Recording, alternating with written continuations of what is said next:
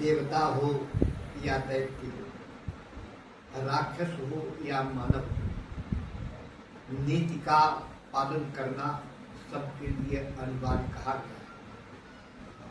सुपर्णखा रावण के सामने डांटती है रावण और बोलती है रामचरितमानस के आधार पर कि राज नीति बिन धन बिन धर्मा, हरि समर्पे बिन सत्कर्मा। राजा बिना नीति के नहीं रह सकता।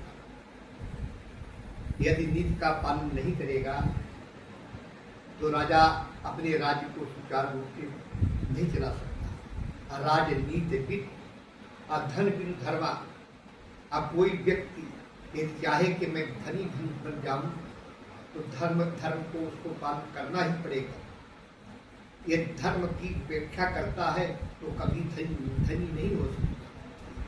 तत्कालिक भले धन प्राप्त हो जाए लेकिन उसका धन क्षणभंगुर रहेगा। इसलिए नीति के संबंध में संपूर्ण भाषी कवियों ने नीति को प्रथम माना है। हमारे गीता प्रेस गोरखपुर ने नीति के संबंध में एक नीति सार अंक प्रकाशित किया है।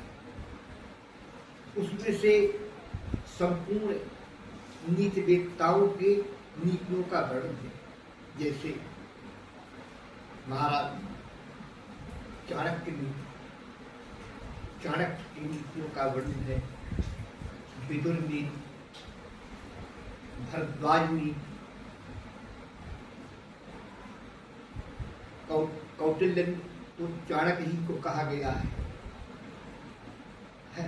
विदुर नीति, भरद्वाज नीति, राम जी की नीति, कृष्ण जी की नीति, इंद्र की नीति, बृहस्पति जी की नीति और भगवान शुक्राचार्य की नीति आदि अनेक नीतियों का वर्णन उस नीति सारक में कहा गया है। उसके कुछ अंश हम कह रहे हैं। नीति सार अंक पृष्ठ 386 से 388 में इनका वर्णन है। उत्सवे व्यसने प्राप्ते दुर्भिक्षे शत्रु संकटे राजद्वारे अस्मशाने चा यस तिष्ठत सच बांधवा। बांधव किसे कहते हैं, परिवार किसे कहते हैं, इस संबंध में वेत्ताओं ने कहा है कि उत्सव के समय जब हमारे यहाँ कोई मांगलिक कार्य हो तो जो उसमें इस प्रकार का शामिल हो के जाना, हमारे यहाँ मांगलिक कार्य हो रहा है, व्यसन में इस प्रकार दुखी हो कि ये जैसे हमारे ऊपर आपत्ति आई हो, दुर्भिक्ष में अकाल पड़ा हो, उस समय वो हमारी सहायता करता हो, शत्रु के द्वारा संकट से घिरा यदि हो, उस समय जो रक्षा करता है, और राजा के द्वार में जो अपने पक्ष में गवाही देता है उसका पक्ष लेकर, और श्मशान में मृत्यु के समय जो शामिल रहता है उसको परिवार कहा गया। परिवार की विशेष परिभाषा यही है।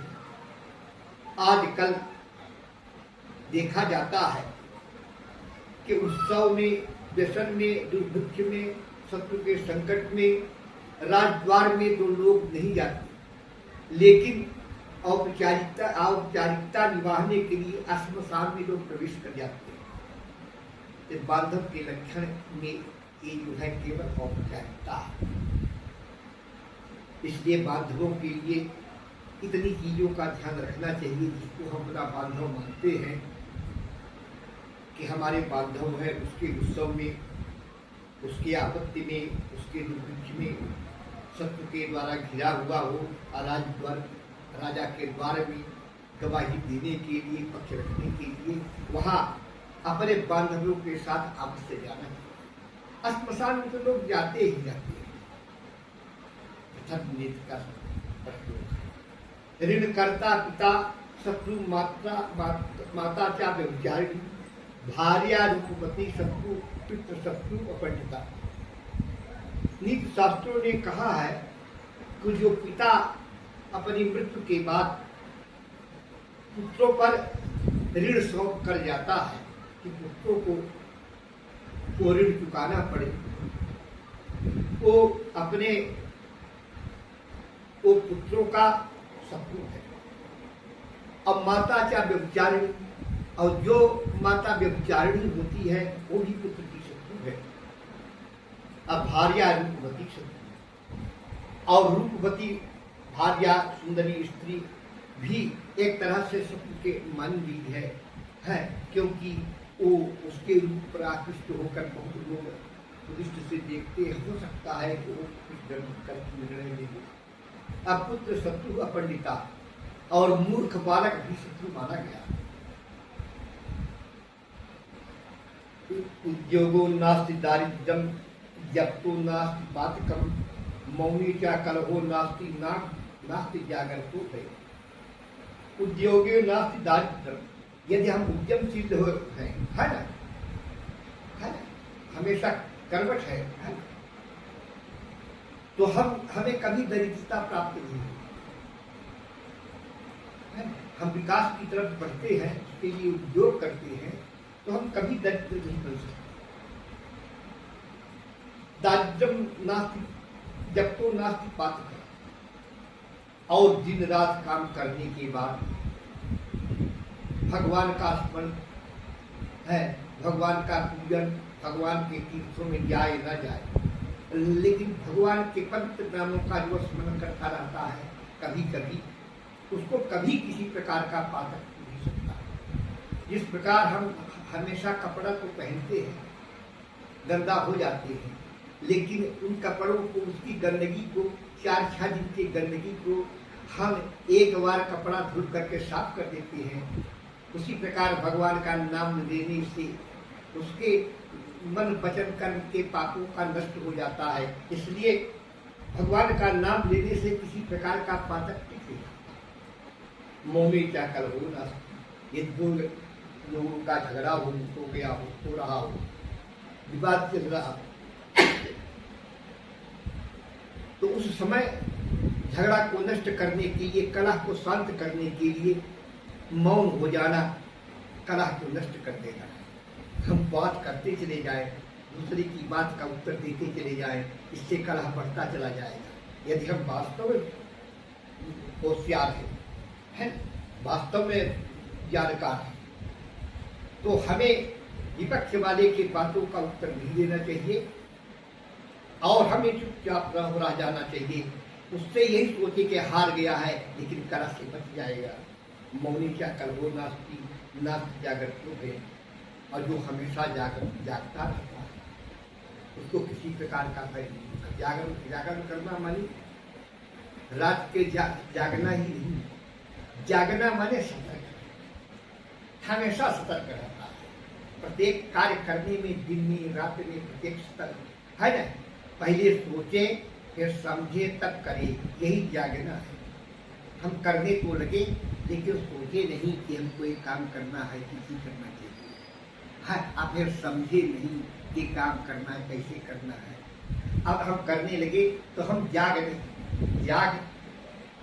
नहीं रहे। इसलिए पहले सोचो फिर समझो, तब रात को सोते समय भी यदि जागना आवश्यक है तो पहले सोचो कि हमें जागना चाहिए, नहीं जागना चाहिए। घर के अंदर हैं, हमारे माता हैं, पिता हैं, भाई हैं, सब लोग हैं, और हम सो रहे हैं, हमें किसी प्रकार की आपत्ति आने की संभावना नहीं है, तो हम रात भर जाग करके क्या चीज करते नहीं। जागना मतलब पहले सोचो फिर समझो फिर। विषाद क्या मृतम चाह्यम अमेध्या कांचनम नीचादत उत्तमाम विद्या स्त्री रत्नम सुदुष्कला। विषाद अप्यमृतम ग्राह्यम, विष में यदि अमृत मिला है, अमृत यदि विष में मिला है तो कोशिश करके उस विष से अमृत निकाल करके उसका पान करना है। मेध्यादपि कांचनम, और मेध्यादक माने गंदगी स्थान, यदि सोना पड़ा है मलमूत्र के स्थान में सोना पड़ा है तो उसको उजा लेना चाहिए, साफ कर देना चाहिए। नीचादक उत्तमाम विद्या, हमारे शास्त्रों में वर्ण व्यवस्था बनाई गई है, ब्राह्मण क्षत्रिय वैश्य शूद्र, एक कार्य करने के लिए बनाई गई है, बड़ा और छोटा होने के लिए नहीं बनाई गई है कि ब्राह्मण उच्च वर्ग का है, क्षत्रिय ब्राह्मण ऐसा नहीं, एक कार्य करने के लिए व्यवस्था बनाई गई है। जिस प्रकार से शरीर के प्रत्येक अंग, जैसे ब्राह्मण मुखमासीते बाहु राजन्य कृता, ब्राह्मण मुख से पैदा हुआ है, क्षत्रिय भुजा से पैदा हुआ, जंघा से वैश्य पैदा हुआ है, अब पैर शूद्र से पैदा हुआ है, तो इसको कोई अलग करके नहीं चलता है, शरीर के साथ सब रहते हैं अतः चलता है। तो एक पैदा हुए हैं लेकिन इनको साथ लेकर चलने के लिए पैदा हुए हैं, क्योंकि उनको साथ, पूरे शरीर को साथ लेकर चलोगे तभी आगे बढ़ सकते हो, है ना। क्या मुख से पैर किसी प्रकार का नीच है क्या, जंघा नीच है क्या? इस काम को सुचारू रूप करने के लिए बनाई गई है, लेकिन तो भी हम सोचते हैं कि हम ब्राह्मण हैं तो नीचादक उत्तमाम विद्या, तो हम शूद्रों से वैश्यों से उत्तम विद्या कैसे प्राप्त करें, हम तो स्वयं जानते नहीं। उत्तम विद्या प्राप्त करने के लिए नीचों से भी, जिसको हम समाज नीच मानता है, हम भी नीच मानते हैं भले, लेकिन उसके पास उत्तम विद्या है उसको ग्रहण कर लेनी चाहिए। स्त्री रत्न दुष्कुलादत्न, वास्तव में कन्या रत्न मानी गई है ना, तो कन्या रत्न मानी गई है, तो रत्न कभी अभिवृत नहीं होता है। तो शादी ब्याह के समय एक कन्या लेने के लिए देखते हैं कि उसका कोई खानदान कैसा है, कन्या को प्राप्त करने के लिए कोई खानदान की देखने की कोई आवश्यकता नहीं। यदि कन्या में वास्तव में सद्गुण है, रत्न है, तो किसी भी स्थान से कन्या ली जा सकती है। दुष्कुलादक, दुष्कुल में भी उत्पन्न हुई कन्या जो है तो कल्याणकारिणी होती है। हमारे महर्षियों ने कहाँ से नहीं कन्याएं प्राप्त की है, और वो जो है उत्तम संतान पैदा किए है। यदि अच्छे कुल की कन्या यदि उत्तम आचरण वाली नहीं है तो हम कैसे ग्रहण करें? इसलिए कन्या को प्राप्त करने के लिए कुल की आवश्यकता कम पड़ती है, कन्या के गुण की आवश्यकता पड़ती है। यदि गुणवती कन्या है तो कहीं से भी ली जा सकती है। स्त्री रत्न दुष्कदादक, स्त्री को रत्न माना गया। स्त्री रत्नमिदं मेषाम कल्याणी प्रया कस्मान नगरी हते, देवी जी के लिए जो सुग्रीव नाम का दूत भेजा गया था, शुभ ने वो बोला कि स्त्री रत्न मानी गई है ना, और स्त्री को रत्न को ग्रहण करना चाहिए, और रत्नों का ग्राहक मैं हूँ बोलता है। त्रैलोक्य वर रत्नानि बस्यान श्रेष्ठा, स्त्री रत्न त्याग मेषा त्या कस्मान गृहते, तीनों लोक के श्रेष्ठ रत्न सब मेरे पास हैं, और स्त्रियों में रत्न तुम हो, इसलिए तुम मेरे पास क्यों नहीं चली जाती, मैं तुमको ग्रहण क्यों न करूं? इस प्रकार माता जी को संदेशा भेजा था कि तुम मेरी पत्नी बन जाओ। तो स्त्री जो है इसी कुल की पैदा है, लेकिन यदि रूपवती है वो या न हो, लेकिन गुण की विशेषता है, रूप से नहीं होती है, उनकी विशेषता है गुण से होती है, इसलिए ग्रहण कर देंगे। अन्यायोपार्जितम द्रव्यम 10 वर्षाणि तिष्ठति, प्राप्ते चैकादशे वर्षे समूलम चाभिनिष्ठति। अन्याय से उपार्जित किया हुआ धन बढ़ता है, अब बढ़ता चला जाता है, लेकिन कितने वर्ष तक बढ़ता है? आज जो धन अन्याय से हम प्राप्त किया है, आज तो धन हमारे पास 10 वर्ष तक रह सकता है, और 1 साल बाद हमने जो प्राप्त किया है वो भी 10 वर्ष तक रह सकता है, और उसके बाद 2 साल बाद प्राप्त किया वो भी 10 वर्ष रह सकता है। तो अन्याय से उपार्जित किया हुआ धन 10 वर्ष के बाद जाने लगता है,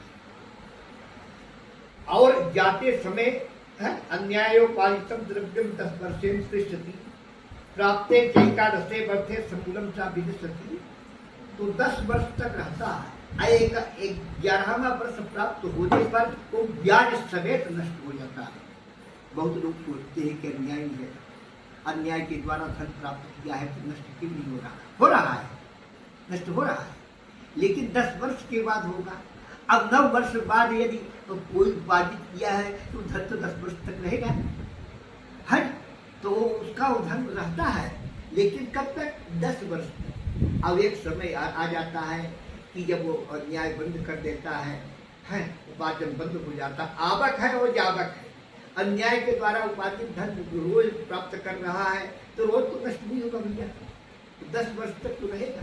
11वीं वर्ष प्राप्त होने पर वो 10 वर्ष प्राप्त पहले का प्राप्त किया हुआ अवश्य नष्ट हो जाएगा और समूल नष्ट हो जाएगा। देखा है उत्तर प्रदेश में कल्याणी कितने दादा फलाना ढिकाना कितने जमीन क्या क्या नहीं, अतीक अहमद वगैरह कितना अर्जित किया अन्याय के द्वारा।